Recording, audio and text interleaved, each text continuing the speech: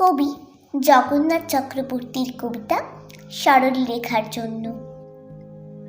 সামান্য একটা সরল রেখার জন্য মাথা ঘুরছে, পাচ্ছি না। পৃথিবীতে কোথাও একটা সরল রেখা নেই।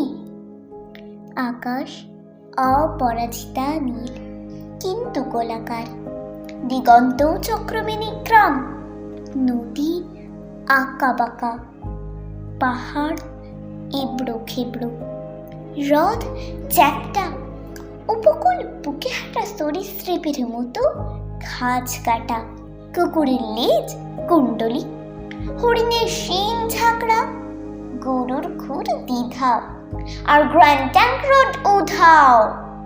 কিন্তু এলোমেলো সৃষ্টিতে সরল রেখা বোধহয় এখনো জন্মায়নি। যত দাগ সব হয় ডিম, নয় নারকেল, নয় কলার মোচা, বৃত্ত উপবৃত্ত ইত্যাদি। একটাও সোজা নয়, কোনো মানুষই সোজা নয়। তাই বোঝা শক্ত। মাথার ওপর সূর্য জবা কুসুম, তিনিও সোজা চলেন না। উত্তরায়ণ থেকে দক্ষিণায়ন মাতালের মতো টলছেন। সোজা কিছুই চোখে পড়ছে না। তোমার চোখের সৎ ভাষাও আমার বুকের মধ্যে এসে কেমন যেন বেঁকে যাচ্ছে।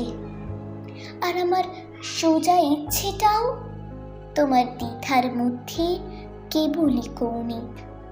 সামান্য একটা সরল রেখার জন্য আমরা বসে আছি।